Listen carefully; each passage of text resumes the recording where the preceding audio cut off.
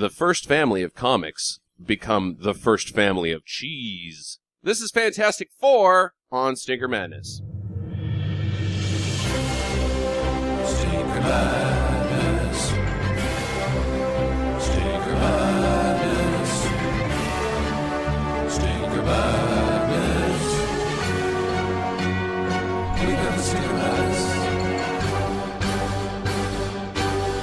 Hello and welcome to Stinker Madness. It's the 1994's Fantastic Four episode. I've got a very special guest coming in live from Boise, Idaho is Sam. Oh wait, you're here all the time. I'm not very special, and I'm getting past the point that I might not be a guest anymore. I think you might be on this show. I think Jackie's on this show too. Yeah, dude, Sam is you should just introduce him as the hairiest man alive. Who, Sam or our special guest? My brother is more hairy than me. Yes, Sam's brother Ben is quite hairy. That's true. Coming in live from Miami, or just Florida. Right? You're in Florida. This Fort is Lauderdale.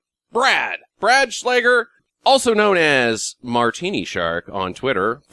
Make sure to follow Brad at Martini Shark. He's a good follow. Lots of good bad movie information. You are an authority on particular bad movies, especially the business side of certain bad movies, particularly Fantastic Four. What do you have to say for us, Brad?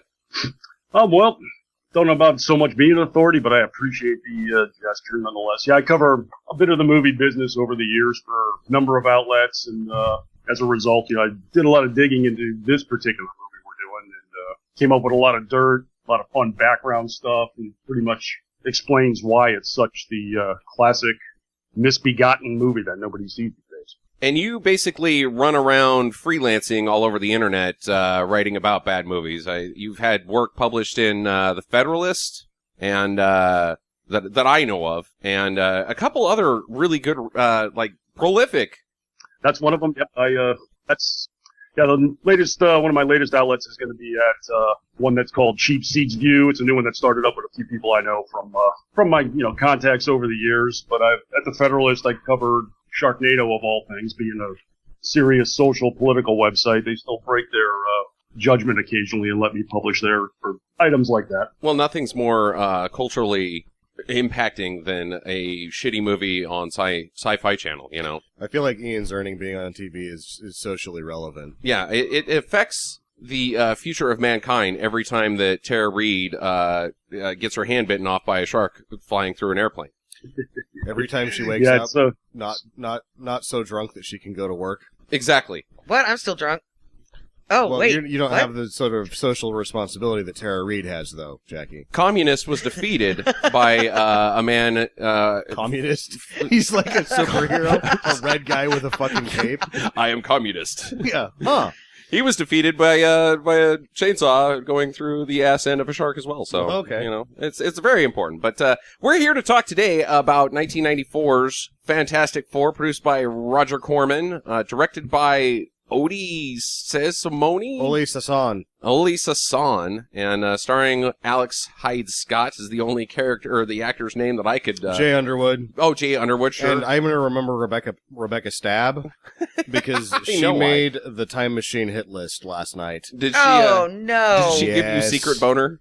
Oh, it's no secret now. The secret's out. Oh, there is no secret boner with you, Sam. No, there isn't. No. You're quite proud of all of your... Well, the Time Machine hit list is an exclusive club, and Rebecca Stab is on it. I'm not saying she's top 10, but she's made the grade that if I had a time machine, I wouldn't use it to change the world, win money. I would travel back in time and have sex. You would with not women go back in time and defeat communists. You would bang ladies. I would use it to...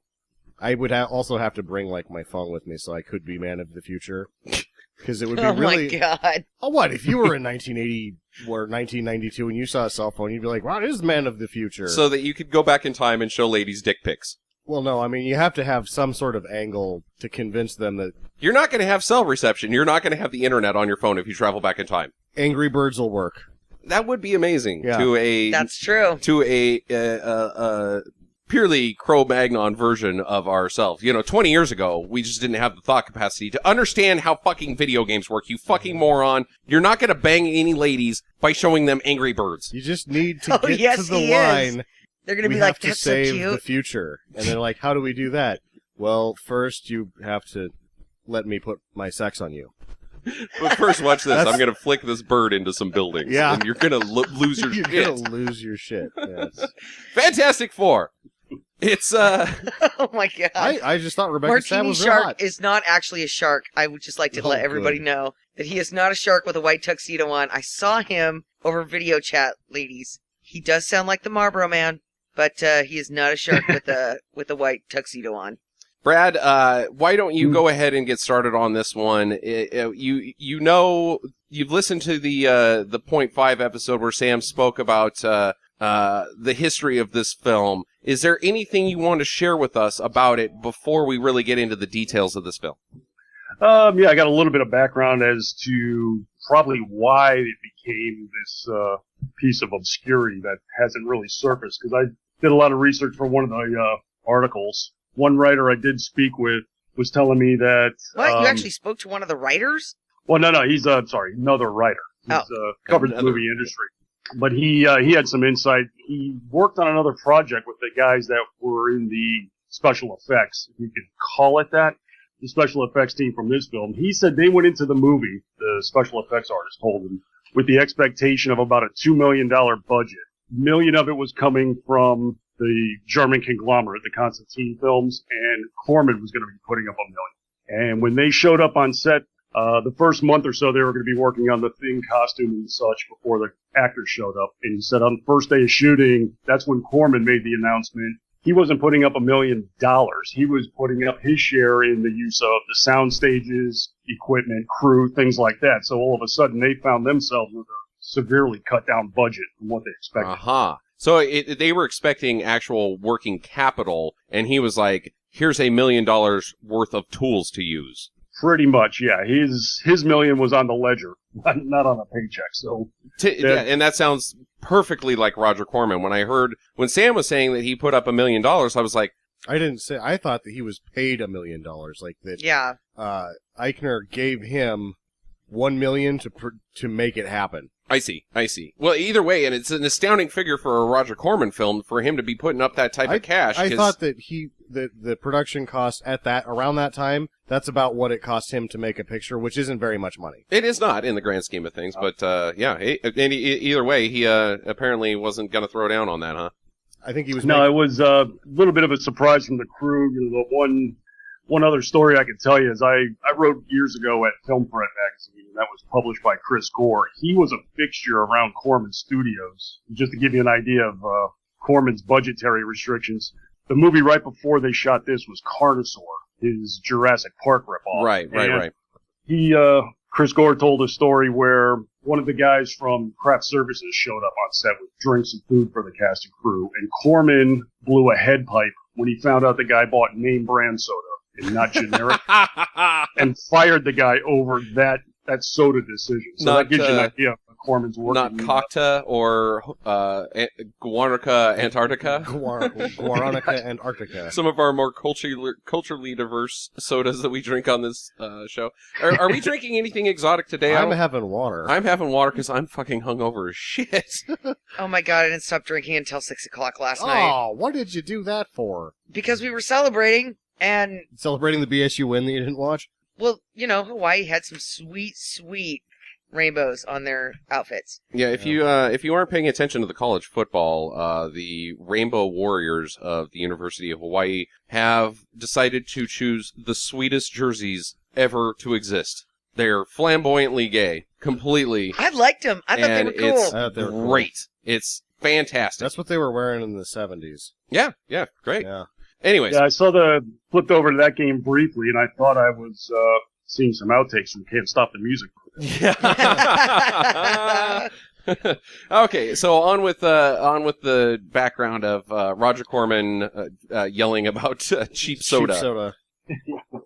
Well, that was pretty much the cause of all the movie derailing, because Chris Gore, he actually produced print edition of Film Threat back then, and they did a full cover story on the movie, and he even recanted that while he was on set and talking with the cast and the crew members and such, that he had that palpable feeling of failure built in at that point in time. Everybody was excited, everybody was wound up, and he just said, no, it's not going to work like this. This is not a superhero picture. This is actors wearing spandex costumes and things of that sort. So he kind of knew at the time this was not going to be what everybody was anticipating. Yeah, because at that point, Batman had already sort of made the game changer on costume design.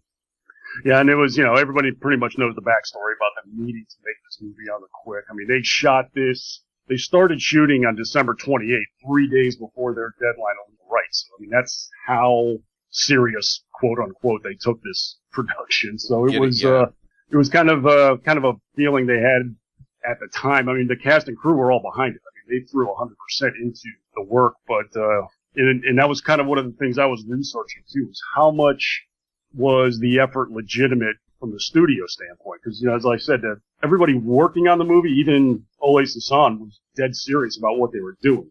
And to the extent, actually, that after the movie was made, there was, some promotional tours. They were going to comic book conventions, things of that sort.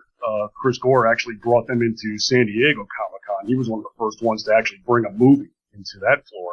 And there was a lot of effort behind it. And I'm thinking, well, if Corman the Skinflint is putting this kind of effort out there, I mean, why would he, cut trailers and things of that sort if they weren't serious about releasing this? Because I would think that they'd have to be, because I think when I gave you my notes, that's my estimate of what Marvel gave them to bury it. Just kind of reading around, it would have to be about $4 million. And I think that they had to look serious enough that Marvel would actually give them enough to cover all the costs in order to bury it. Yeah, and that number's been bouncing around. So I've seen a couple articles. Some said 2 million, some said more. But I spoke with another writer, Terrence Brady. He had done a little bit of interviews with Ole Sasson and others, because I was curious about this. Why so much effort into this supposedly doomed production? And one of the things I found out, there was a website for the actor who plays Ben Grimm, and he had like it's an archaic website, but his diary from his acting days is still up, and he said that the actors were the ones that went on the PR tour. They did that themselves. They got their own PR reps. They funded their own tour because they were so convinced this was going to be a big movie. Michael Bailey Smith is the actor. Correct. I'm sorry. Yes. And they were the ones. They undertook it on themselves to go make these promotional tours. And when they went to Constantine Pictures and said, "Hey, can we get some money for this? Can we do this? On behalf of the movie?" All the studio did was give them some 8x10 glossies to autograph, and that was it. And that kind of tells you everything right there, where everybody that worked on the movie weren't clued into the fact that the studio itself wasn't real serious about it. It's got to be heartbreaking to somebody, actor or director or anybody involved in such a production, that you throw yourself into this to make something that you truly believe in, and especially following the success of Tim Burton's Batman franchise, that you think that, hey, maybe this is it. That this could be my real thing that gets me into to put me in front of America, essentially. Yeah, if you're Alex Hyde White, you're like, this coupled with the momentum I got from Biggles' Adventure in Time, I could be on Days of Our Lives next week. Who's to say? Who's to say? Well, your girlfriend Rebecca Stab was on Days of Our Lives a couple times. Yeah, she was on a lot of soaps. She was a day player. She's got an episode of about everything. Yeah, but I mean, long story. It's got to be just gut wrenching when you realize, like that article that you shared with us a couple weeks ago, Brad. The one in Playboy about Manos, The Hands of Fate, where the child actor, spent an entire summer filming this film, is, oh my God, I'm a movie star, and then goes to see it on its premiere, and the audience starts laughing at her. It's got to be awful. Yeah, and they have actually said as much. I did find one interview, I think it was LA Magazine, about right about the time that the first official Fox release came out. They revisited this version then. And they all kind of expressed that same feeling of betrayal. They said, why didn't they let us in on it? Why didn't the studio tell us this was going nowhere, doomed from the start? Because they were, look at the cast that's predicated on the budget. You've got a character performer, you've got a childhood actor, you've got a former Miss Nebraska, and a former football player. Those are your 4 leads. And they all felt this was going to launch careers. This was just going to be their breakout. And that's why they put so much effort behind, after shooting, behind the movie. They wanted this to work so badly, and they it really felt like after the fact that it wasn't going anywhere to start. Well, let's get into this bad boy. First, I want to ask us, why does this movie stink? What is the primary problem with this film? I didn't write a lot of questions down. Everybody's going for an Oscar. Everybody is going for an Oscar. But before, usually I lead off and I burn a question. I'm going to lead off with a statement. I enjoyed this more than any of the other Fantastic Four movies by a great deal. 100%. That's fantastic. Lee, awesome. Four-ish. Why is it bad? Why is it a bad movie, though? What makes this movie be on Stinker Madness? Because Ben has underwears on. Not pants, underwears. He should have underwear on! That's what he wears in the comic book. The fucking new movie with no pants is The stupid. no pants is Why does he awful. not have a penis in the new movie? We're not talking about the new movie anymore. We're done with the new movie. Ben Grimm wears pants. Deal with it, Jackie. Well, I think No, it's fine that he has pants. I'm just saying, dude, they're like a pair of underwear. Everybody else gets a stretchy Because he's suit. got to get into action. I know. Everybody be- else gets a whole suit, though, and he gets a pair of underwears. to accentuate his rockness. Yeah, he's more rocky. His legs are made of rock as well. Well, I bet you those legs are strong. See, you've got a problem with Jack Kirby right here, not a problem That with is this true. movie. You got to, and Yeah. he's Jack Kirby is the man. I'm She just also has a saying- problem with every wrestler ever because those are wrestler pants. This is what Yeah, wrestlers but- wear. They were so loose in the back that sometimes, depending on how he was standing, it looked like he was carrying a load. He and not a probably rock is. load. He's probably got quite a craggy ass crack. So It looked like he crapped his pants, like he was carrying an extra rock down there. all right. So Jackie's primary why this movie failed is because Ben Grimm, the Thing, I has would tiny pants. say that it's not why it failed, but if I was to point out one critic, because I think they did a really good job with the Thing, I think it looked very good. If I had one quibble with it, I think they should have shot him to make him look bigger, and they should have made him stand on a box anytime he was with anybody else. Okay. Yep, that's true. So that's your why does this movie No, stink? that's just a quibble. Why does this movie stink, Sam? I don't know. I would have liked this when I was 13. Okay. So I you think that have there's- no problems with how this movie was made. I'm going to say it was the better than special the other one. effect or the visual effects at the end are not very good, but I think they're on par with anybody else. They're on par with the Lawnmower Man, which killed it like a year or 2 years before that, right? Sure. Like, I don't know. We just recently watched Johnny Mnemonic, and I think the visual effects in Johnny Mnemonic are quite worse than the visual effects in this film. Had Evie Arad watched it before ordering it destroyed, he might have at least gone direct to video with it, maybe. Sure. Why not? As part of a children's package. Try to get some of that money back. I have a very specific problem with this film. Johnny Storm, the actor Jay Underwood, stinks on ice. Yeah, Why is he white? because The he's character is white. fucking white. You just don't know anything about the Fantastic Nothing. Four. Not Well, one I thing. thought that he was black in the comic book. No, Nope. he's black in that one movie that nobody watched except for the three of us and Brad. That's Ow. the only time he's ever been black in the history of all of the Fantastic Four. And largely due to the fact that he and Sue are brother and sister. So Yeah. in the new movie, this even presents more problems. Yeah, she has to be adopted because of the new film, which is purely because the director of the new film, whatever the hell his name is really good friends with the guy from Chronicle. This guy has to be Johnny Storm. Well, he's black. I don't care. He must be Johnny Storm. And I'm afraid to make Sue Storm black. Yeah, and I'm afraid to make Sue Storm black because the granddaughter of the owner of the NFL football Giants will kill me if I don't put her in this film. Anyways, the guy that played Johnny Storm, Jay Underwood, in this film, wow, bad. Dude, he Real was annoying. bad acting. I did not like The Boy Who Could Fly. I did not like The Boy Who Could Fly. I don't think I'm a fan of Jay Underwood. I am no longer looking forward to the Star Trek Voyager episode that he appears in. Oh. Which I barely look forward to Star Trek Voyager episodes at all, but specifically not that one. He's like the friend that's on cocaine that you're like, why are you so excited? And He's- they're like, yeah. And He's you're like, shit- and then his breakdown scene where he's like, "Go, this is crap!" Oh, and he like throws a temper tantrum with his arms is amazing. It is very poor acting.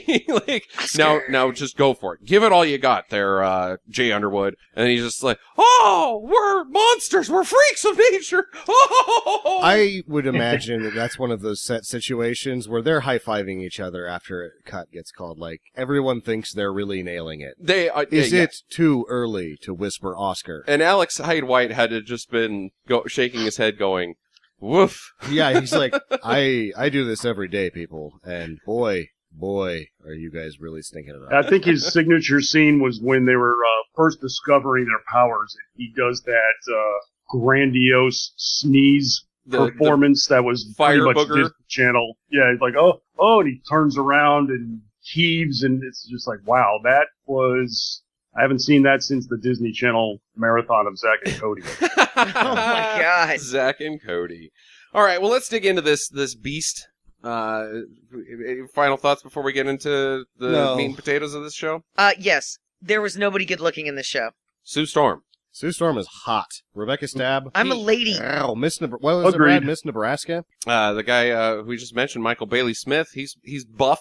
Nah. He's got huge arms. Nah. Not doing it? All right, well. He looked Toro like a muscles. weirdo. Sam put a lady on his Time Time Machine Machine hit That's list. hard to get. High praise. Yeah. Very high praise. The No. only other woman I know on there is Terry Garr, That's the top of the 1972, list. and Number 2 is Sean Young, 1984. Sean Young, and Vagina Lady from Basic Instinct. Sharon Stone. No, Sharon Stone's not on there. I thought Sharon Stone was Sharon on Time Stone doesn't Machine. make the time. See, that's how high praise it is to be put on the Time Machine hit list. Sharon Stone from 1984 isn't even on it. Elizabeth Taylor, 1958, on there.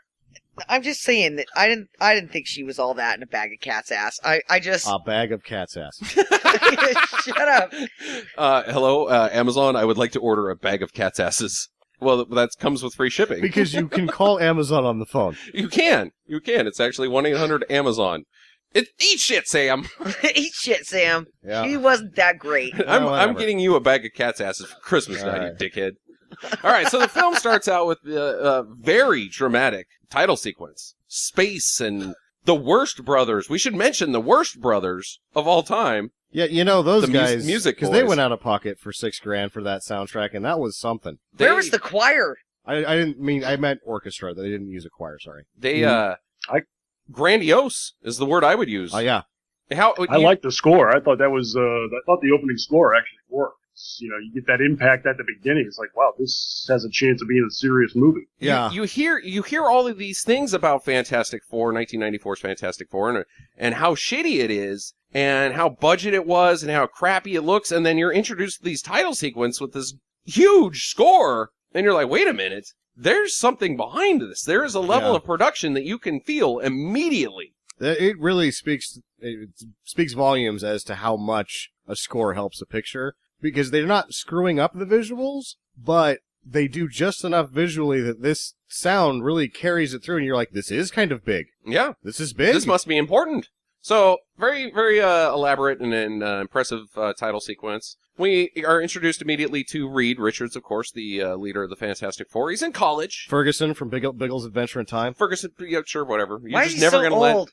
you're never gonna let Biggles go, are you, Sam? Well, I think I just need to bite the bullet and pick that my one of my next picks. But Why is he so old? He's in college. he's in college. He's a college student. No, okay, so I'm Why just gonna is- say this now. This was fucking weird. I know where you're going. Let me Okay, get okay. there. So Well, we they're gotta in get there. college, him and Victor Von Doom, and I think I couldn't really tell if Ben Grimm was there as well. Ben was like on the football team. He had a Letterman's jacket. He was sitting next to him in Yeah, class. he was seated next to him, and Victor was behind. Gotcha. So Yeah, they're all in this super science class. Like, And Commandant Lassard is teaching.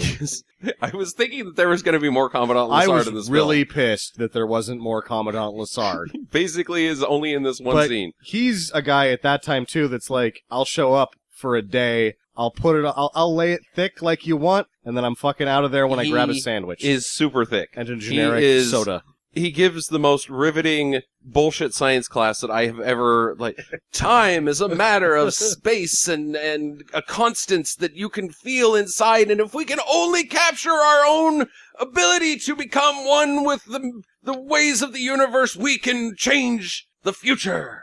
I liked his drawings. Yeah, his His eyeball drawing was the eyeball best. drawing, yeah, his illustrations. Yeah, that's what good. He really hammers it home, but Reed and Victor Von Doom are also doing their own sciencey thing. They've got I guess is in college under an assumed name because the whole like Doom thing, not putting it together for a while, he must be like Victor von Ecclestein. yeah. Because they Yeah. don't get it. I for a am while. definitely not the supreme ruler of the country Latveria. And his minions who just pretend like they're playing chess outside, I guess. I am Well, just like you, Earthman.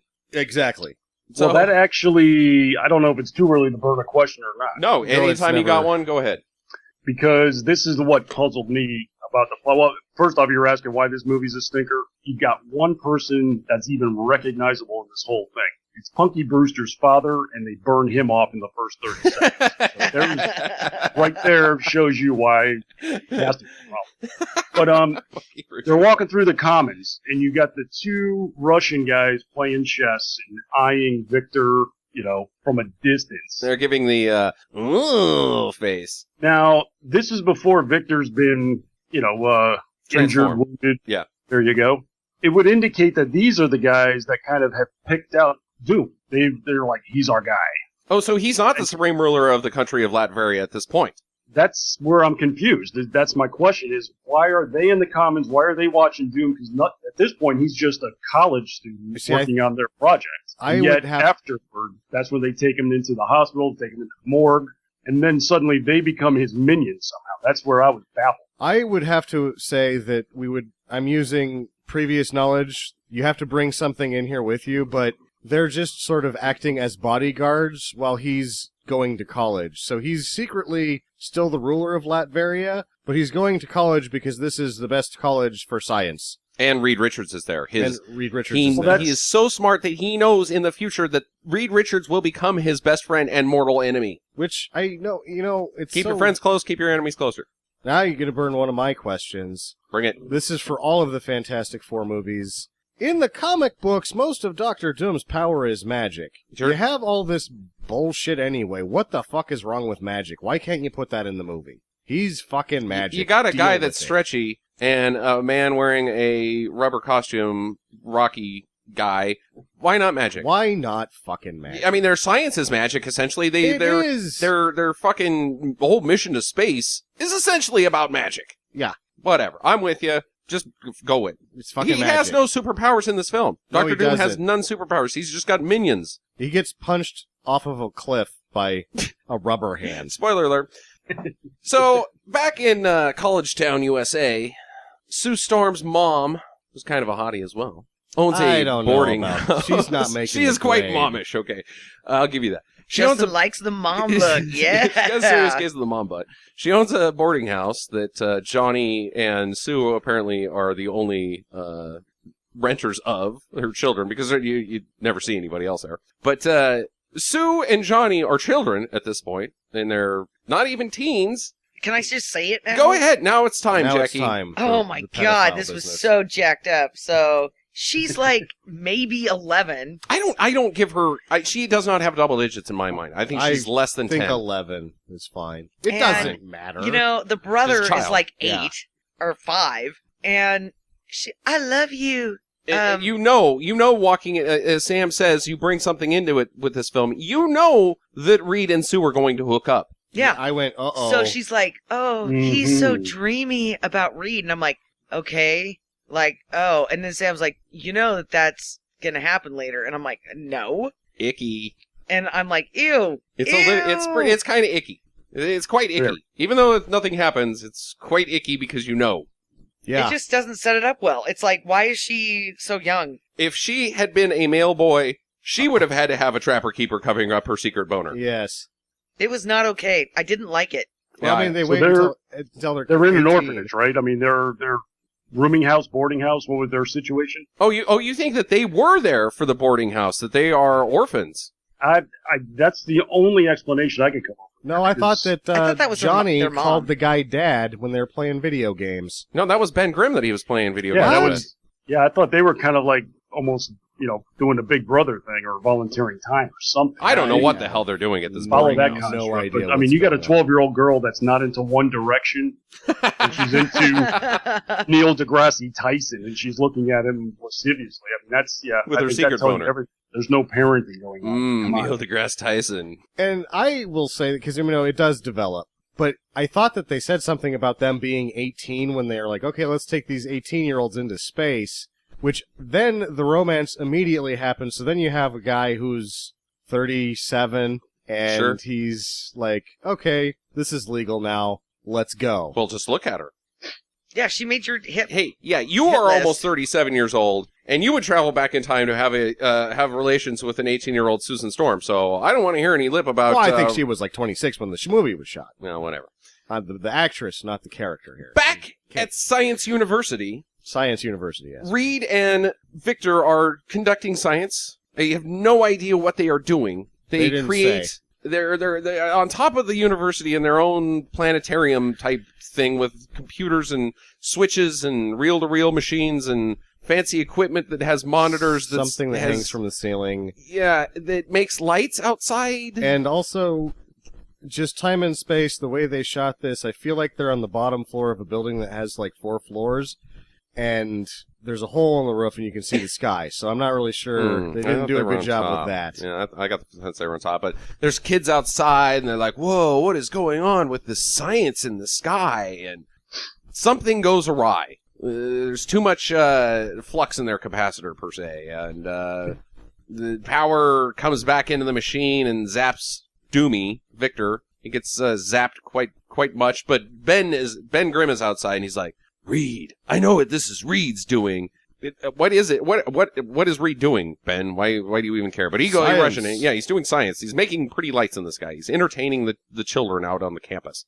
He runs in and he's like, I gotta save Victor, and he dive tackles him, but it's too late. Doom has been undone. He's doomed. He's an ex-Victor. Been zapped to the point that you never get to see it. Do you have any theories on what it is that they're doing, Brad? Getting blinded by science.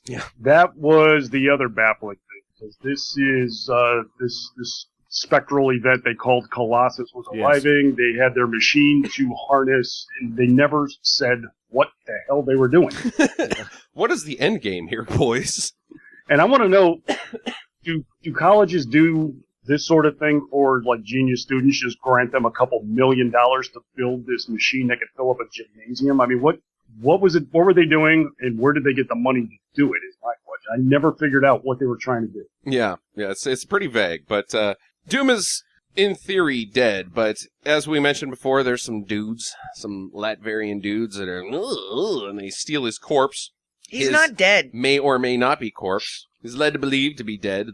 The Fantastic Four believe he is dead, or at least Reed does. And these are why they're bodyguards, because they do a good job cleaning up that situation and getting him back to Latveria. Indeed. Well, the other reason why they got away with that is nobody is questioning a doctor wearing his surgical mask outside of the surgery room. I mean, they're wheeling him into the elevator, and his eyes are shifting back and forth, and he still has the full face mask on. They're like, we'll take him to the basement because bye. Everyone's like, okay, cool. Where are you taking him? To the incinerator that is in the basement, because you will never see this man again. Hurry, we must get out of here. Where's the incinerator? It's next to the four-wheeler. Yeah, right, exactly. Throwback to our Midnight Ride episode. 10 years later, they're now, as we mentioned, Ben and Reed are in their 30s-ish, maybe, I don't know. So if it's 10 years later, we can actually put a date of 8 years old on Sue Storm. Because she's 18, yeah. Yeah. There you go. All right. 8-year-old child. Secret boners. Reed wants to go to space, and in order to do this, he needs a couple of teenagers. He needs some teenagers that don't know shit about fuck. They know how to hit some buttons. Where? When? Why? Who? Why does he need these two? Or a football player. The football player was a pilot, Dix. That's true.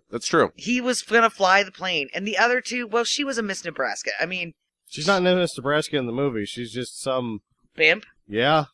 But hey, she's a hot bimp, and you know what? Every space crew, if you're gonna die in space, you better have a lady there. So if you're gonna die, you should die with a boner, and it makes her feel better to have her brother there. A case of the blue balls in space. Yeah, that's not it. Yeah, I'm not taking a distraction while I'm in space. Sorry. Well, is this supposed to be an official NASA mission that Reed is doing?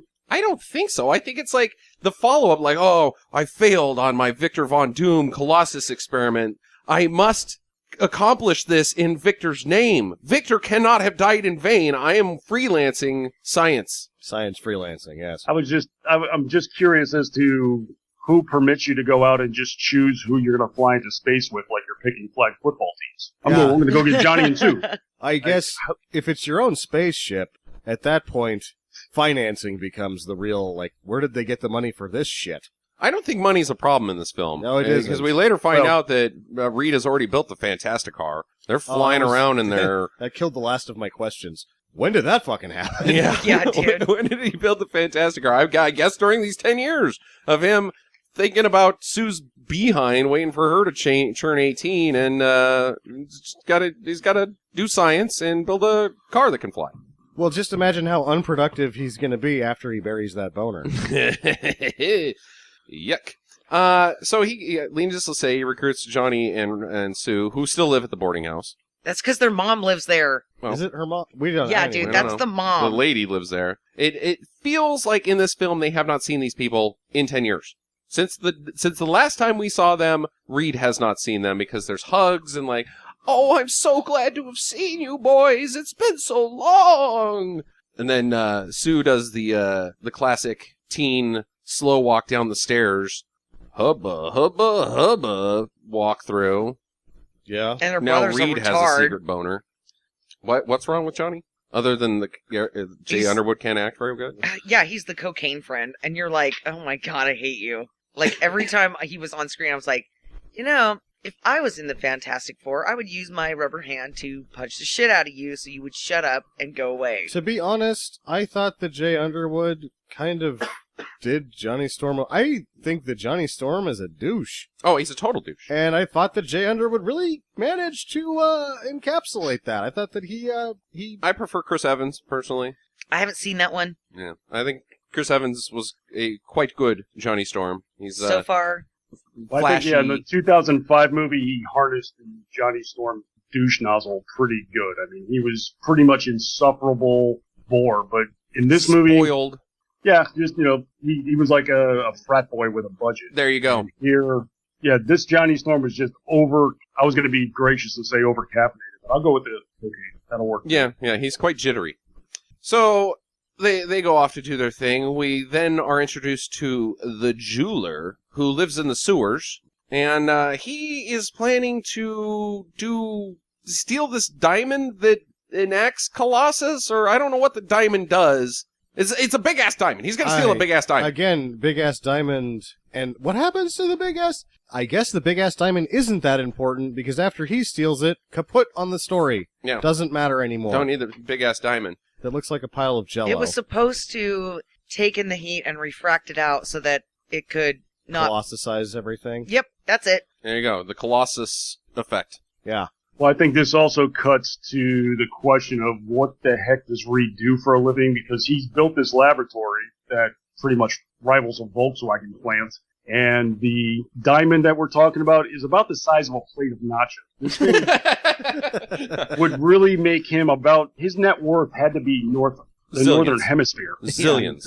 Yeah. You go, And fuck Latveria. They don't explain that. He marches into some building, they collect this massive diamond and walk out like it's no one's business. And where's all this money coming from? He's selling nudie pics of Sue Storm.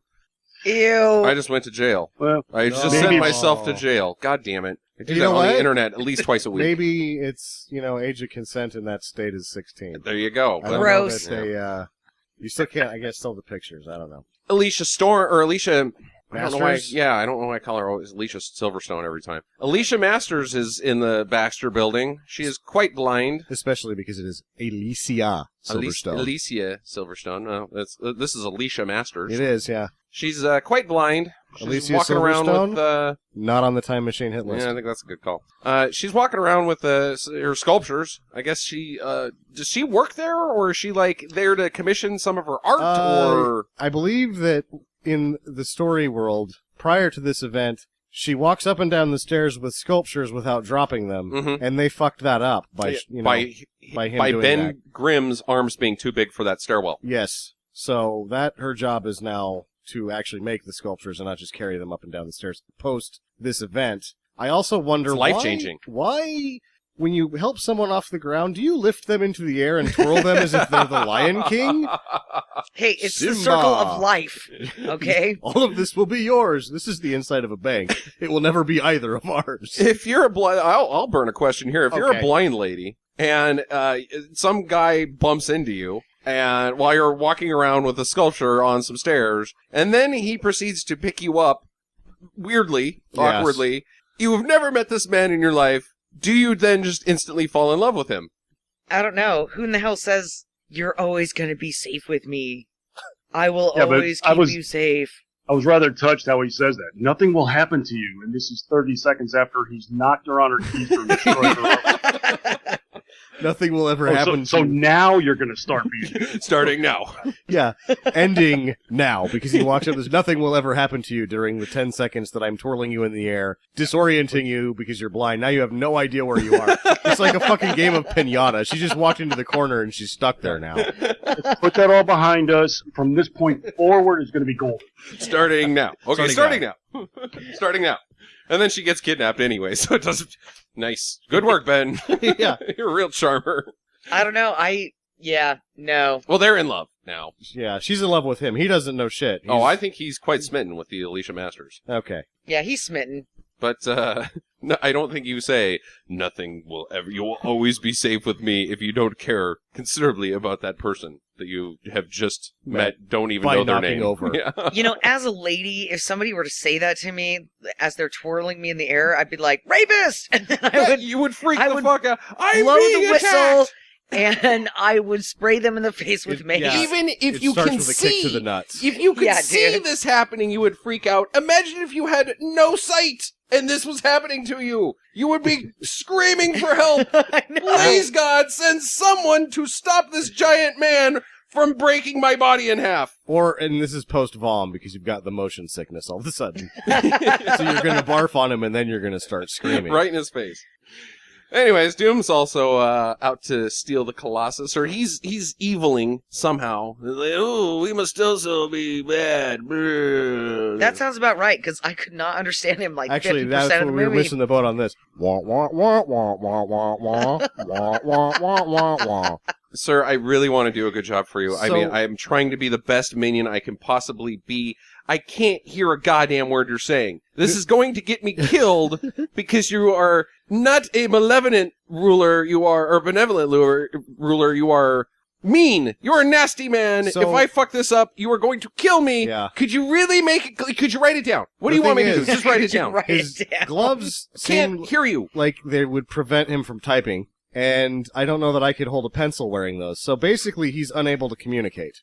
Maybe you should try sign language. In total. That's what Oh. that's why he's waving his arms around the whole time is Yeah. I he's was going to say, signing. I disagree completely. He communicates perfectly as a Power Rangers character. So whenever you're trying to get across, just wave your arms and gesture and point, genuflect like a mad dog and get your point across that way. Just keep pointing at your It's fingers. so true. Like when he's on the TV set and he's posting his threat to the Fantastic Four, and you could just see his face and then his hands get into the shot. Like, yeah, I gotta make sure my hands are in this shit. yeah, like, and he's doing all these Well, yeah, weird he- things with his hands, and I'm like, well, you know, at least they kind of get the gist of what's going on. I am bad. Brr. I liked how he outlined the screen with his fingers. Notice this little thing I'm talking to you on. You mean a TV screen? Got it. Thanks. Yeah. Oh, Doom. Ah, man. I love Dr. Doom in this movie. So the jeweler also is in love with Alicia Masters. He's going to steal the diamond, the world's largest diamond, to give to her so that he will win her love. I will say, before we get too far into the dissecting the jeweler, I think the Ninja Turtles did a better job with the place. Yeah. I think it was better when they were done. Like they, The guys from Cobra may have even... yeah, like when they get that sublet, they're like, "Well, this is what happened for." Me. Like, "Oh, you know what? We've got better ideas than the guy that lived here before because this is shit." well, it is the sewer. And why are you giving a blind lady the world's largest diamond? Oh, this will That looks like- fix our love together. Yeah, She she's can sit fucking on it. blind. She doesn't see Wait, the diamond. What is this? It feels like a plate of nachos. Yeah, and she's not gonna know.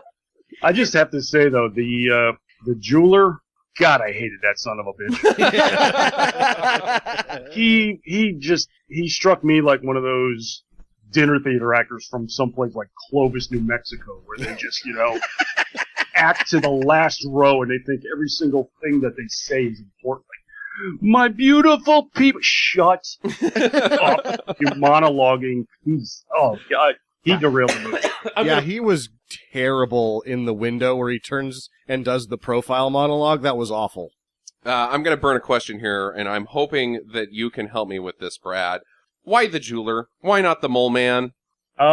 Actually, that's something I did dig into a little bit and came up completely empty because a lot of people were understand, we're talking 15, 20 years ago with the research I was doing, what was available. But people said, yeah, why'd they change him to the jeweler? There's no answer. I mean, he's pretty much got the same set, the same motivations, everything as the mole. They just changed his name. Just his name. He could have quite easily have been called the Mole Man. Yeah, and that's... Well, the Mole Man is a stupid character name. We can't put a stupid character's name in this movie. What about you? What's your thoughts, Mr. Fantastic? I mean, sure, he's got a dumb name. It's this movie. I think the Mole Man is a perfect fit in this movie. Would have been, but here's the other thing. Is in the brand new one, Tim Blake Nelson, go back a couple of years ago, he was announced originally to be in the role of the Mole Man, and that never panned out either. No, the character's name, or I can't remember Mole Man's real name, but that character is in the new Fantastic Four, but Mole Man is not. Just the guy that becomes Mole Man is in that movie. Really? Yeah, he was the we must turn these guys into weapons. We must weaponize these fantasticals. Oh, yeah, he was the military wonk throughout the movie, but then he dies at the 3/4 mark or something. So that never even panned out. That doesn't make any sense at all. None. See, and if you're like me and you haven't read any of the comics, you don't know any better, and so you just think, well, that asshole's dead. Well, the jeweler, he pulls the old switcheroo on the diamond, takes the real one and puts in a fake one. Also looks exactly like the real one. So, laser security is system. Invisible so that you can't see it, but this one isn't, making it quite ineffective. Yes, he just simply walks over the lasers. Yeah. He doesn't even have to do the Catherine Zeta-Jones ass crawl thing. No or glasses the Mickey Dolenz super kooky angles to walk through the lasers. He just purely steps where the lasers are not. Spraying aerosol, something to explain why you can see the lasers. These are just totally visible security lasers. You know, they're shitty lasers because you can just walk through the gigantic holes in huge between holes. them. It's like when they were doing security, they're like, we could save like $100 if we just kind of skip out on some of these lasers. And they're like, yeah, well, I think this speaks to Reed being technologically incompetent throughout this movie. The lasers are ankle high, and we have no lasers surrounding the diamond itself. Yeah. Yes. And one section of the room is on lasers. Provided he actually touches the laser, all that happens is the garage door won't close. Yeah, indeed. It opens back up. It opens back up. For safety. Reed's very concerned about getting sued, so he doesn't want anybody injured with his security lasers. So he pulls the old switcheroo. He's got the real one, puts in a fake one. The Fantastic Four now are going to space, and they brought the plate of nachos, shiny plate of nachos with them, but it's a fake, and so they conduct the science with the Colossus, and it backfires and gives them superpowers. So I'm going to burn a question. Why does it... Okay, so the jeweler lives in pretty much the sewer, right? I don't think it's pretty much. I think it It's is the the sewers. sewers. Okay, so he lives in the sewer. He obviously doesn't have access to anything. Great, right? Sewage. How does this guy end up with a fake plate of nachos diamond?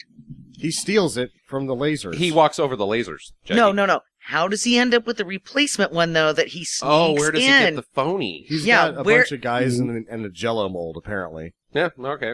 He's got sewage. He's got access to sewage. We know that. And so maybe he just took some old shit and formed a Jell-O mold and Polished a turd and put it on the Yeah, I thing. did not get this at all. How is it possible? Jackie, you bring up a good point because later, recall, there's a scene, I think right when they break out of the facility, after their powers, where Sue Storm says, nobody else knows about the diamond and nobody else knows about your experiment. Except for So, Doom. How the heck did the jeweler get a cubic zirconia copy of the diamond he couldn't possibly know exists? I mean, it's, Yeah, dude. I think it's a plot hole. Yeah, it's like, you live in a sewer. How did you get that? Before we get too far past the point, did everyone else notice that the spaceship that was landed and the spaceship that flew through space were two completely different spaceships? Wait, the spaceship landed? It No, seems like it explodes. Didn't land when it was pre-takeoff, sorry. Okay. Pre-takeoff spaceship and spaceship flying through space didn't look anything alike. Not even the same colors. I just laughed really hard when Maybe that part it happened. also transformed because of Colossus Oh, and then exploded. And I'm then- going to go with stock footage being a lot cheaper. it was actually some stuff from Battle Beyond the Stars. They just used that shit over and over and over again. Well, the Fantastic Four make it back to Earth after their ship explodes, and I guess they just land safely. Gravity has no effect on their superpowers. Their anti-gravity, that's the unspoken. Because Sue Storm's force field bullshit shows up for once right at the end, like, what else do they got, right? They all have anti-gravity powers. Otherwise they'd be dead. Quite dead. They should be quite dead. Quite dead. I think, actually, I'm going to say no. I think it's implied that their ship explodes, but the area where they're at, they are able to crash land. When Ben Grimm goes to pick up, Reed Richards, he's like, let me get this off you. And there's like one thing on him, and then all the other stuff he picks up is just around him. Like, let me move this stuff around so that you can sit up. Well, either way, any landing you can walk away from is a good one. Launchpad McQuack, Yeah, Launchpad McQuack. One hell of a pilot. not good at landing. Not good at landing, but neither's... Greatest American Hero had that same problem. Yeah, that's true. Neither's Reed Richards, but they're all okay. Johnny now can sneeze fire, as we mentioned. They can't see Sue. Where's Sue? Nobody even asked, hey, wait a minute, where the fuck is Sue? But she's there. She's invisible. No, they are all very happy to be alive. They're and do broing not out. Give a shit about her. No, they don't. Not one bit. Like, they completely fucking forgot She that might as well existed. be invisible. That's why, later on when they talk, oh, you're so shy, it's like, this is her whole life, standing in the corner, not getting noticed. With her secret boner for Reed. Yes. But, yeah, she's there. She's invisible.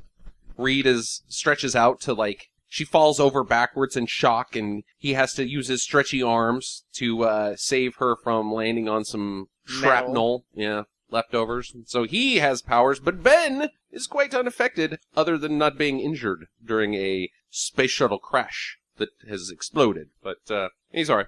I did not get that part. That, They crashed the spaceship. or that No, I Ben got that doesn't part. have any superpowers at this point. I was like, well, yeah, that Ben didn't have any superpowers, and then he laid down on the ground to go to sleep, Takes and a then he woke up as a rock man. Yeah, I don't really understand his transformations ever in this film. I didn't Well, he get it. shouldn't be able to turn back and forth to begin with. It's kind of like he's the Hulk. Like, he has an emotional reaction and then Yeah. things change. But not in the comic books. He's just a man of rock. He's like, in this, it's, I have a heart made of stone, but then she melts it with her love, But which is very inopportune. Yeah. Sam, he is a rock. He is an island. Oh, God damn it, Jackie. Go Simon No and Garfunkel. Simon and Garfunkel. Simon and Garfunkel is always welcome in my house. God, I like whatever. Simon and Garfunkel. I give Everybody you likes a Simon and podcasting Garfunkel. high five, Jackie. Yeah. God damn. I just thought she was going to say something that she was impressed that he joined the Stones. Heyo. Well, Doom is behind it all. Doom has been the one pulling the strings all along. Ugh, Except me. for the jeweler's strings. No, I think he's financing the jeweler. Well, no, he isn't, because in that scene, they're like, what's this doofus doing in there? And they're like, well, looks like he's going to steal the diamond, because they can see inside the ultra security room. And they're like, oh, let him do it. That was our end game anyway. Let's just let this freelancer handle this for us. Well, Doom is now happy, but he knows that they are alive. Like, yes, I have defeated Reed, but oh no, they survived the landing. Well, sir, our intel says that they survived. Whose intel? Like, where are you getting this information? That was my question. Because throughout this movie, Doom is able to be as evil and powerful because of remarkable amount of surveillance. I mean, he had surveillance inside the jewelry store to watch them transfer. He had surveillance inside Reed's laboratory somehow. Now they're able to find marooned people in the middle of nowhere that NASA or the military. I would thought that he was monitoring him in space as well. Well, let's True. put it this way. The Monarch would give his left arm for henchmen of Dr. Doom's quality. And he has got excellent henchers. yeah, he not only has he got the surveillance, he can just show up on any TV whenever he wants. Whenever he wants. So He's like Satellite Man. I am Satellite Man. What are your powers? I can be on television whenever I choose. So I'm gonna. Except when they show him on the throne, he's like surrounded by two flaming cauldrons and nothing else. Yeah, Doom, your house is on fire. But there's no, where's the camera? Where's Yeah. the monitor? How are we seeing him all the time when he's on his throne of magnitude of nothing? It's an order of magnitude of nothing. It is. Like, That's what I would call it. you sit up there for like 2 seconds and you go, yeah, there's nothing to do in this room. I could laugh maniacally again. It just Yeah. did that though. Yeah. Huh. Why is that shit on fire? I think I'll go downstairs and watch some tube. Yeah. So I'm going to burn a question. Yeah. The military comes to pick them up. Uh-huh. How do they end up in Dooms? Because it's not the military, Jackie. It's henchmen. Yeah, it's henchmen. These are good henchmen. They are the Until best it henchmen ever. comes to fighting. Yeah, well, you can't ask for You everything. can't ask You for shouldn't send your everything. henchmen out to Well, fight. You should be good that's at fighting yourself. labor diversification is Doom's problem at this point. He should have these henchmen are perfectly, from a clerical standpoint, they're perfectly capable of everything. I bet you Doom's books are spot on. Spot on. Always in the black. Now, that's the problem: is sending accountants out with guns. It just doesn't work. No. Men in ties shooting guys does. Mm-mm. Well, Alicia is back at Baxter Building, and she's been commissioned to build a memorial to the Fantastic Four, because now all of Earth knows that they were superpowered and heroes, and They had that they're molds dead. of they're like, oh, so you're gonna fly into space with this Jello mold and get the magic, huh? You know what? We should make some moldings of your faces, Just in case. Just in case. Then we can have a blind. In case you die, we can have a blind lady. in Then case, because we don't think you're not gonna blow up. What is she gonna? Whoa. She's a sculptor. What is she gonna do with these molds? Just attach them onto her sculptor? I guess mean, she feel like it's a carbon copy. She feels it up nice, and then I don't know. You think you just give them? You got me, bud. yeah, I don't. I think it's just like the government, too, to commission sculpture from a blind person. Yeah, it's unnecessary government spending. So she's like, "No, they can't be dead. I met them in a stairwell one time. Oh no, Ben!" But Well, she doesn't care about anybody else. Just Ben. yeah, well, the jeweler's there to nab her. He's gonna get her, give her the super diamond and win her love. But to do that, he must send his henchmen in to kidnap her. These are He's just also got good henchmen. These are like bad leprechauns. They are shitty leprechauns. Shitty leprechauns. Well, he sends 8 people. It takes 8 people to kidnap a blind woman. Yes, who probably isn't real sure where she's at currently. I'd say maybe 2 in real life. 1 to distract, 1 to grab her. Done. Distract. Like he's got like a spoon and a pan. I'm over here. And then grab her quick. Only pay attention to these sounds, blind person. So yeah, the Fantastic Four get rescued by Doom's henchmen, and they're taken to Castle Doom, where they are given the superpower Inquisition. Like, oh, well, what can you do? Well, I can shoot boogers out of my nose that are on fire. Or, oh, well, I can turn invisible. Well, can you turn your clothes invisible? No, not if I turn my clothes invisible. I also turn invisible. You are never going to see me naked, because that's what they're thinking. I promise you. Yeah, Well, clothes just turn invisible. Right, because the doctor is like, give me a blood sample. Yeah. This part I fucking love. Is the doctor's like, The doctor. the doctor's like, I need a blood sample. And he's like, take your own blood sample or something. Like, I don't know why, but reads across the room and he's like, okay. Just stretches out his arm and grabs it. I love Alex Hyde Scott, or what Alex Hyde Smith. Smith in this film. He's great. Yeah, he's fantastic. Indeed. He's Mr. Fantastic. Okay. Oh, He's cheesy, silly. It's fantastic. I love him. So, back at the jewelers, the Dr. Doom's henchmen have come in to get the diamond, I guess. And not. I don't think that they want Alicia Masters. I think that they're there for the diamond. But if you're evil, you just fuck shit up anyway, right? Yeah. You gotta, you let this guy freelance, but you gotta let him know who's in charge. Like, okay, you stole this, we let you steal this, but now I gotta show you who boss is. My accountants are gonna come in here and just shoot up the whole place. My accountants are going to shoot up your accountants. Your accountants are getting shot by my accountants, and, Crappy leprechauns. Let's be politically correct. are they leprechauns? Kind of. They're short. really- the Yeah. one guy's kinda tall. Yeah, the skinny guy, yeah. But There's a lot of diabolical fingers. Yeah. Diabolical fingers. Oh, yeah, like when they tie Alicia Masters up and they're like, do naughty things to her, and the guy pans in and he's like, man, with his fingers, like, ooh, I'm being sinister with my hands, blind person who can't see what Yes. I'm doing. I feel like that's going to be a directorial decision because of how many people are different people doing the diabolical fingers. Like, That's a thing. I would like to do some of the diabolical fingers. Well, you don't have much of a role in this film, but come on, I'm a henchman. I'm the leader of the henchmen. All right, do this one thing with Like, your they diabolical stop the fingers. production and it gets on the bullhorn. Anyone who wants to do the diabolical fingers has a go-ahead to freelance with diabolical fingers. Everybody else, enjoy this generic cola. They went over the top with the hand acting. Yeah, With the mole guys, oh man, they put Brad Pitt to shit. No, I thought Joe Culp, towards the end when he's just holding the pose where he's pointing at his fingers, like, Joe through Culp, 3 who shots. played Dr. Doom. Yeah, like, whoa, what is going on with the hands, buddy? Yeah. Well, the henchers are unsuccessful. They do not get the diamond, but they beat up some of the guys. And yeah, so the Fantastic Four are back at Doom's place, and they hatch a plan to break out. They get into some action. They introduce to some powers, and Reed can fight and punch guys stretchy, and Ben Grimm's giving clobbering time, and Sue's doing whatever Standing she there. does. Oh, she just turns invisible. she and makes then 2 guys run into each other Yeah. because she's invisible, and Johnny's not even doing anything He's with trying his to flame burn powers. through He's the burning wall. a hole. Yeah, It doesn't work. It doesn't Ben Grimm work. has to do it for him, he just punches. just like the comic. Yeah, that's pretty much true. He should have just been lighting guys on fire, not the wall. We doesn't want to kill him yet. I mean, that's, Yeah. you take a turn for the worse when you're like, okay, my power is fire. If I take action here against these accountants, and this turns out to be a different situation than I think, that's murder. And then we're I just in a just room burned filled with these men to flaming death. accountants. Yes. And it was a confined area. It would smell terrible. Well, Doom. I enjoyed it too, where Reed comes up to Johnny's like, "All right, you burn through the wall, we'll cover you." How exactly? You have no weapons. You're not doing anything, and you're outnumbered about 20-1. Cover him how exactly? But somehow they do. With stretchy.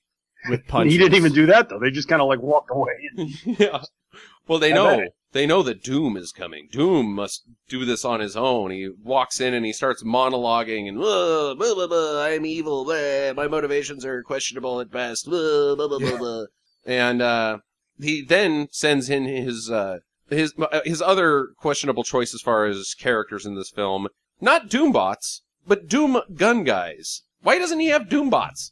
I saw that their faces were painted silver in one shot. I did not see that. So what I was thinking is that it was one of those decisions that never got made. Like, are they guys or are they bots? And then eventually it was just like, they're just on screen. It's, Draw your own conclusion. we'll give them guns. And I screwed it up because it's Alex Hyde White, not Alex Hyde Smith. Nice job. Well, we were going to give them masks, and then Todd went out and bought name brand cola, so we didn't have the money for it anymore. Thanks, Todd. Stupid Todd. Now we have to drink generic cola and we can't look cool. And it was probably RC. So it was like the taste of generic cola with the cost of a name brand. Yeah, they didn't even get like Coke or Pepsi, and then Corman's like, "You morons can't even fuck up my money properly." Yeah, you're fired. Here, And this soda still sucks. here is actual generic cola. It's just a soda bottle, white label that says cola on it. The dickheads. Shasta That's actually how you tastes fuck it up. better than this crap, God damn it. So they bust out, get back to the Baxter building, and Reed puts it all together that they've earned their superpowers because of their psychology. That Reed is stretchy because he's always stretched himself too thin, and But Sue is invisible because she's shy, and Johnny's always been kind of a hothead, and Ben's a rock, and we're not really sure about that. yeah, he's. Well, he is. That's, I whatever, don't know buddy. how he's so smart. Why can't he put it together? Like, you're a rock because you're my friend. You've always been you are a rock in my You've life. got friend power. He's like a Care Bear. Fuck. He's got a tummy that you rub and it shoots out lasers. Oh, Jesus. Or maybe he was moonlighting laying paper driveways. Wow. Superpowers. Concrete. Superpower handyman. Handyman powers. What's you your punch power? that I have guy. a hammer. You be invisible. You go build some stairs. There's complex angles in stairs, goddammit. Only you can do it. Well, Ben Grimm doesn't like being the Thing. He puts on a poopy face and goes walking around town. Oh, no one understands me. Whoa. I thought he was going to go to Yancey Street. I He never didn't goes to really Yancey Street. understand this. Like, how long do you think they've been gone? It seems Like a week, since they left maybe? Castle Doom. Yeah, well, so Minutes? they take the spaceship into space, how Uh-huh. long is it before they're back at the Baxter tower? building? A week. Yeah. A week. So Ben's apartment is probably still paid through the end of the month. Why is he just going to be like, I'm going to go sit by a dumpster? Just go back to your house. He can't face the bellboy. He lost the guy that works at He the... lost the keys in the spaceship explosion. Or maybe they're a part of him.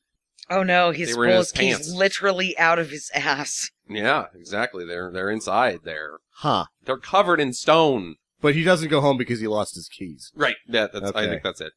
No, he has to live on the streets, be sad, and homeless people won't even look at him because he's a freak of nature.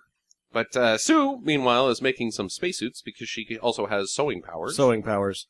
She also can make molecular compounds that will work for their individual powers, which actually takes place in the comics, and I'm fine with. Yeah. Fuck it, go for it. Ben runs into the jeweler's henchmen, who are like, we have a solution for you, poopy pants man. You can come live with us in the sewers where we will care for you. You will no longer be an outcast of society, ugly guy. You can be living in shit. Yeah, and he doesn't seem enthusiastic. He's like, well, Meh. I'll check this out. I got nothing else going on. Yeah, I guess I could go in there for a minute and just see. I mean, I guess you gotta see. I could sit out here in the rain, or I could sit in the sewers with you guys. Yeah. I'm pretty sure that he would have killed himself. He's like an Eeyore. Well, maybe I'll just go kill myself. Maybe but he then tried- He couldn't. Nobody'll notice me. Because he stabbed him, it broke the knife. Yeah, Yeah, dude. He it tried a doesn't couple work. of different things, and he was like, "Fuck, I I'm can't just- even kill myself right. I'm just gonna have to hang out here by this dumpster." the sewers now. Yep. The only answer for a man that can't kill himself because of his superpowers is to live in the sewers with henchmen. Clearly henchmen. Yeah, and the guy, the head leprechaun or whatever, he's one of those guys that, like, he sees the treasure and everything. He's, like, wandering through a junkyard and he's like, I don't know what I'm going to do with this yet, but I know it's something. Yeah. He's got Ben Grimm now. He's got a thing on his team. Yeah, what are we going to do with it? I don't know. Well, figure that out.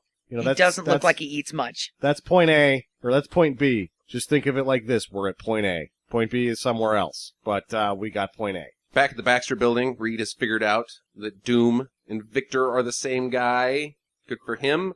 Should have figured that out a little faster. Speaking of Doom, he's gone into the sewers again. Himself. Doom has appeared in front of the jeweler. I need my plate of nachos. Give me the jello mold. And he brings out Alicia Masters, and he's like, I will kill this woman. And Ben Grimm shows up and is like, oh, hey, how dare you take Alicia Masters from me? And so Ben Grimm is now back to being the Thing because he loves. So he has to run away. Yeah. There's- His love transforms him into Man. a man, not a thing. Yeah. But then he realizes how to become the Thing again, and then he goes back to Yeah, the... But the there was Baxter my building. favorite sequence in here where Ben is just trying to get away, and Doom commands one of his men, kill him, and from 10 feet away, fires about 10 bullets, misses, Ben gets away, and then Doom says, let him go. Yes. And that I transformed inside of about 5 seconds. Yeah, Yeah. really. No, when we were watching the movie,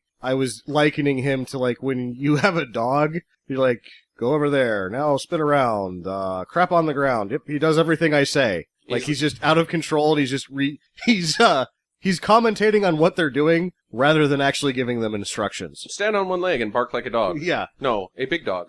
It's very coming to America. Well, he goes back to the Baxter building and tells Reed and team, Doom has got Alicia and the rock that we like. And so we gotta go to Castle Doom and do all this over again. So they take the Fantastic Car back to Castle Doom, where they just were. They break into the laser room, head laser room, because Doom has built a laser that if you put the Jello mold in, Can will shoot. Now, this is... will shoot this is nuclear as- energy? This is as dubious a thing as there is, because the one thing, because this movie's like, science! You learn in 3rd grade that light can't turn a corner. Yeah, sure. That laser makes an arc to hit New York. Yeah. No. Yeah. But it It has to come from space. It has to He come from is space. satellite, man. Why not have a fucking Yeah. satellite, right? Or just giant mirrors out there. Why not? So- yeah, giant mirror, but it's still a satellite. Yeah. Yeah. So Sue, they all get put in force fields. Doom comes out and monologues some more. All 4 of them had to stand together because the tractor beam was in a fixed position. Yeah. Stand on the marks. Yeah. There's like these They X's. all four had to hit their mark in order for Doom to conquer. Yeah, it's not a room of force field. It's just tubes of Yeah. force field. After it happens, the head henchman looks at him and is like, I did not think that was going to work. And then Doom turns to him and is like, neither did I. Thank God we did that. Wow, that is... Oof. Reed punts the laser. He stretches out from underneath the force field and punts it. Kicks the laser to bits. They all start punching each other. Henchmen come in and, oh no, Doom's getting away and the laser's armed and it shoots its laser into air. Air. Yeah, it's traveling not at the speed of light, but at the speed of this particular laser.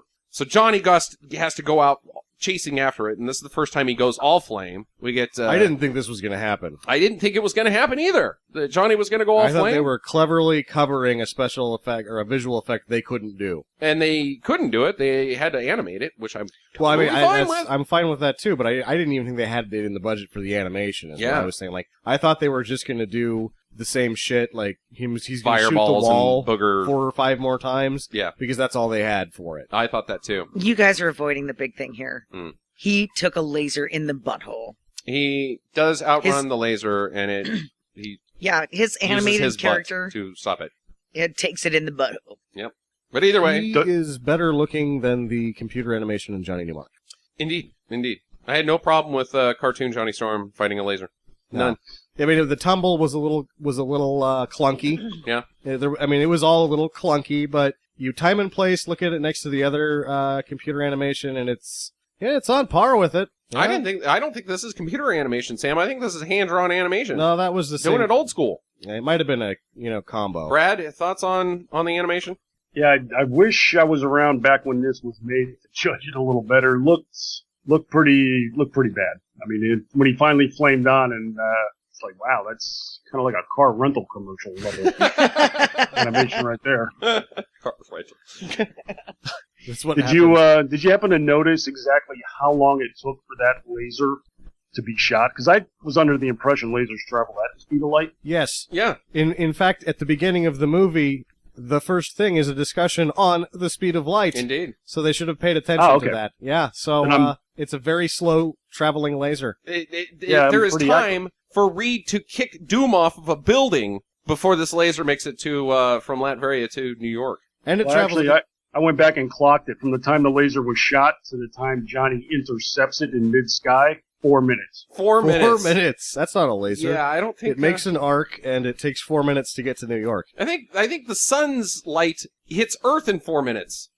I don't know the figures on that. I'm pretty sure the sun is farther away than Oh, Latveria. yeah. Well, I know that if you're talking on the phone to somebody in England, it doesn't take 4 minutes. It takes about 4 seconds. Yeah, well, that's true. Anyways, so Ben and Alicia meet in the building, and they have their romantic moment. Oh, they're kissing and much rejoicing, and hey, my name's Ben. Hey, my name's Alicia. I love you. We've been in love since I injured you in a hallway down some stairs. Duh. But Reed is beating up Doom, and he's stretching, punching, and kicks him off the building. Where if Doom had any superpowers, now would have been the time to use them. He doesn't. He falls to his doom. Johnny beats the laser up. Sue and Reed wed.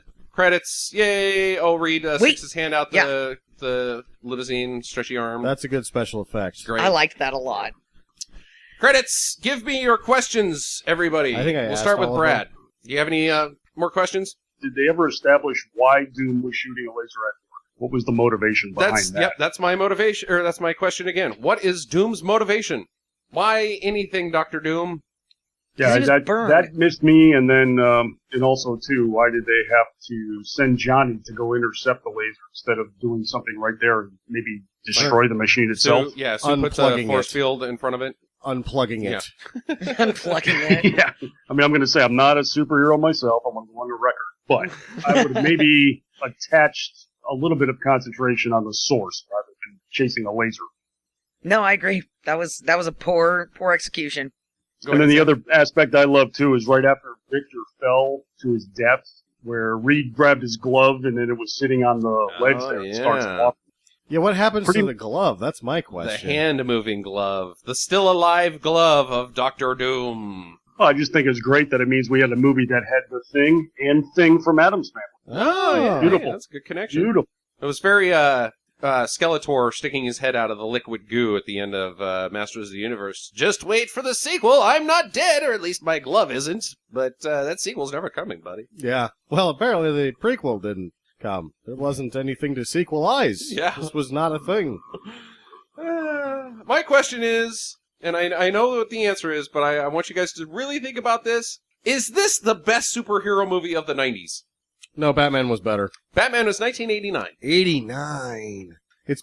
I enjoyed it more than Batman Returns. I It's will go better with there. than any of the post Batman Keaton Forever Batmans. stinks. Post Batman and Wait, Robin Batmans are obviously terrible. is shit. Jackie, What are my options? you come up with them. 90s. Mystery Men, The Mask, The Steel with Shaq. That's not good. No, these are all worse than this, and they made it onto the screen. That's what I'm saying, is that, like, Avi Arad maybe watches this before he orders it destroyed and is like, it isn't any worse than the rest of this shit. Brad, thoughts? Can you name a better 90s superhero movie than this one?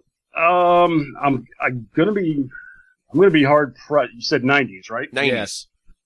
Might lean on Barbed Wire.